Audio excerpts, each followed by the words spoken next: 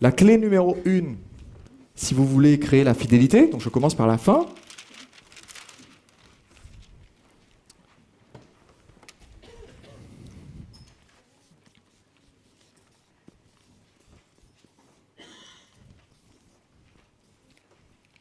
C'est d'être omniprésent dans la vie de vos clients, ou du moins de proposer de nombreux formats dans lesquels vous pouvez être présent dans leur vie.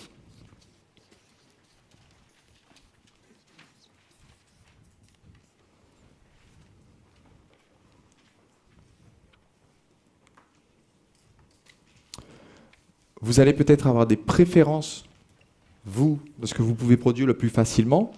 Vous allez peut-être avoir des formats dans lesquels vous êtes plus régulier, où vous fournissez plus de volume parce que ça vous vient plus facilement.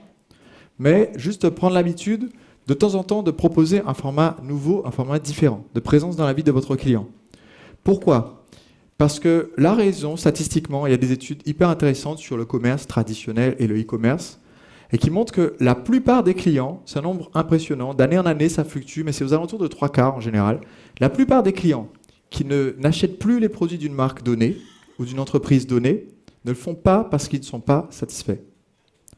Ils le font, ils ont changé de fournisseur ou ils arrêtent d'acheter le produit, tout simplement parce qu'ils ont oublié l'existence de cette entreprise, on ne les contacte pas, on ne leur propose rien de spécial, donc ils n'ont pas l'occasion, personne ne les a sollicités, donc ils n'ont pas l'occasion de faire le deuxième achat. Combien d'entre vous se rendent compte de l'opportunité que ça représente ? Si je dis 3/4 des personnes qui vous ont acheté et qui ne reviennent plus, 3/4 de ces personnes-là sont en fait satisfaites, mais attendent juste qu'on leur propose quelque chose de nouveau pour décider de passer à l'action. Alors c'est hyper rentable de juste être présent dans leur vie de temps en temps, avec du contenu, ou avec une newsletter, ou même avec une offre. Le minimum vital, c'est, si vous avez la flemme d'écrire une newsletter mensuelle, envoyez au moins une pub mensuelle. D'accord ? Je dirais que c'est le minimum vital. C'est déjà mieux que de ne rien faire. Mais si vous créez le lien avec plusieurs formats, alors vous êtes présent dans leur vie. Deuxième point, vous l'avez, je pense, entendu sous de nombreuses formes pendant ce séminaire, c'est apporter plus de valeur qu'ils n'en attendent.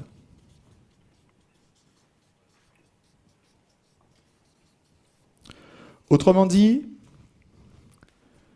avoir la petite attention en plus, petit cadeau en plus. Numérique, physique, tangible, immatériel, peu importe, le petit cadeau en plus. Ça veut dire ça, chaque fois que vous faites une offre, je vous ai dit, dès que vous faites une offre, d'essayer d'avoir une autre vente additionnelle que vous pourriez faire, parce qu'on pense toujours 2 ventes en avance. Donc, je fais une proposition pour un produit à 100 €, je propose tout de suite au client qui fait l'achat, est-ce que vous voudriez aussi un autre produit qui est complémentaire ou davantage du même produit pour 40 € de plus, 50 € de plus, 80 € de plus, 100 € de plus. Ça, c'est la première chose, première discipline. La deuxième, c'est au moment où je fais l'offre pour le produit à 100 €, d'avoir déjà prévu quelque part, voilà le cadeau surprise que va recevoir ce client, auquel il ne s'attend pas. C'est juste une habitude. Dès que vous créez un nouveau produit, un nouveau service, une nouvelle offre, vous avez dans votre liste de choses à faire, ajouter un cadeau surprise. Qui pense que sur le long terme, ça fait une différence entre 2 entreprises. C'est la première qui fournit ce qu'on lui a demandé et la deuxième qui fournit plus que ce qu'on lui a demandé. Donc, faire plus de valeur qu'ils n'en attendent. Et troisième point, donc ici, valeur est au singulier. Troisième point, défendre leur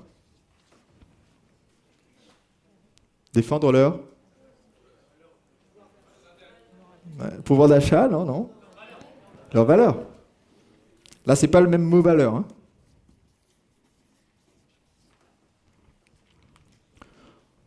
Alors, quelqu'un dit pouvoir d'achat. Sur certains marchés, la valeur du client, c'est je suis un bon père de famille, une bonne mère de famille, et je dois faire attention à mon pouvoir d'achat. Joe Sugarman, qui est un de mes mentors, qui a aujourd'hui maintenant près de 75 ans, était un des pionniers de la publicité et du marketing aux États-Unis. C'est lui qui a inventé le concept de payer quelque chose par carte bleue au téléphone. C'est le premier qui a eu l'idée. On a des téléphones, on a des cartes bleues, et si on prenait les commandes par carte bleue au téléphone. Et Joe Sugarman avait une société qui s'appelait le héros du client. Et il publiait des newsletters régulièrement, des publicités dans les magazines qui défendaient le client en disant voilà, notre point de vue, c'est qu'on doit avoir les meilleurs produits au meilleur tarif. Et il le défendait d'une façon unique. Tout le monde dit oui, il vous faut un très bon tarif, un super produit, etc. Mais eux, ils le faisaient avec un petit logo qui était un point révolutionnaire comme ça, et en disant oui, on a trouvé tel fabricant qui va bientôt sortir du marché et qui est en train de liquider ses stocks. Donc pour vous, on a racheté tous les stocks et on vous les rend disponibles à tel tarif. Et ils racontent toute une histoire autour, ce qui fait que les gens restent abonnés, continuent de suivre en cherchant quel est le deal qui va être proposé la semaine suivante. Tout le monde me suit sur l'importance de ça ? On défend une valeur qui est celle d'un client donné. Et là, par exemple, depuis hier, je bois des smoothies innocents. Et sur le smoothie en question, donc c'est des fruits qui sont mixés. Sur le smoothie en question, il y a écrit voilà, on vous fait la promesse innocent.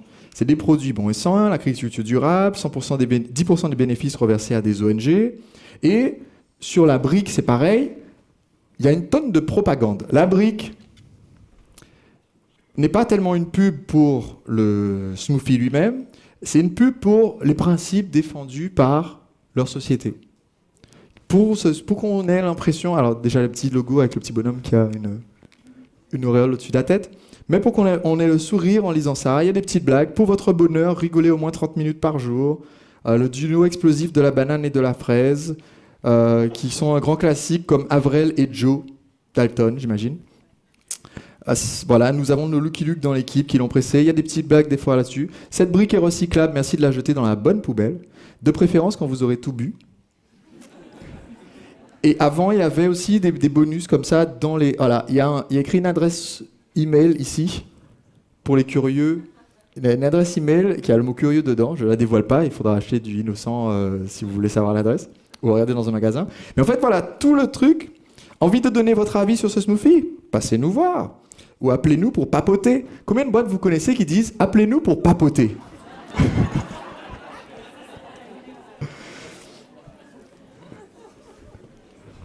Donc, par rapport au public dont on parlait tout à l'heure, appreneur, agisseur, connecteur, à qui il parle là, clairement ? Connecteur. Ouais, on est sympa, on décroche le téléphone, appelez pour papoter. Une autre marque que j'avais... Ah, il est de l'autre côté. Une autre marque dont je parlais dans un précédent séminaire, c'est Biocop. Le sac en carton de Biocop. Notre réseau a pour objectif le développement de l'agriculture biologique dans un esprit d'équité et de coopération, en partenariat avec le groupement, blablabla, des filières équitables, respect de critères sociaux, écologiques, transparence des activités, traçabilité. Bref, tout ça, en fait, au lieu d'être littéralement une pub, c'est une pub pour les valeurs, ils appellent ça notre charte, les valeurs qu'ils défendent. Et aujourd'hui, c'est très simple, en fait, d'ajouter à votre produit l'information sur les valeurs que vous défendez. Et quand vous le faites, alors, il y a des gens que vous risquez de repousser avec ce que vous faites. Hein. Je donnais l'exemple hier. Je dis, voilà, il y a des gens qui vont dire, en fait, je ne me reconnais pas dans vos valeurs. J'ai lu le truc, je dis, non, moi, l'environnement, non. Ça m'a pas l'air bien sérieux, toute cette histoire de consommation responsable, là, ça me convainc pas. Il y aura des gens comme ça, hein, je peux vous le garantir. Mais par contre, ceux qui sont attirés par ce que vous proposez et qui vont voir cette liste de valeurs, qu'est-ce que ça va faire ? Ça va les inciter à rester. Quelle est la meilleure façon d'entretenir cette clientèle avec vos clients ? Puisque je vous ai dit, cette fidélisation de vos clients, parce que je vous ai dit que 3/4 des gens s'en vont, pas parce qu'ils sont non satisfaits, mais parce qu'on leur communique rien, c'est de les communiquer en communiquant vos valeurs et en faisant une offre. Donc en disant, nous avons constaté que nos clients, blablabla, quelque chose qui est lié à un problème qu'ils vivent, nous sommes révoltés ou nous sommes engagés parce que, donc ça peut être aussi bien révolté à cause de tel problème ou on est engagé pour vous permettre de, et donc on a décidé de vous proposer ceci. Et quand vous faites une offre comme ça, vous touchez à la fois au côté émotionnel et aux valeurs que ce client défend, et ensuite l'offre par contre touche aussi son côté rationnel en disant voilà ce qu'on vous propose et vous avez une offre irrésistible. Donc maintenant, je voudrais vous donner quelques instants pour un exercice. Je vais vous demander de prendre dans votre manuel quelques minutes prodiger. Quel est un bonus surprise que vous pouvez proposer avec votre offre à vos clients? Un bonus surprise. Et avec ce bonus surprise, je vais vous demander de faire quelque chose. Donc, de noter 3 mots pour vous rappeler pendant l'exercice de ce que vous devez faire. Les 3 mots sont le bonus. Non, pas surprise. La valeur qu'on défend à travers ce bonus. Je vais donner un exemple. Et l'offre qu'on peut faire juste après. Un exemple pour ceux qui vendent des produits d'information. Vous proposez une webconférence sur un sujet qui a un rapport avec la formation qu'on suit. Donc, par exemple, votre thème, c'est le mal de dos.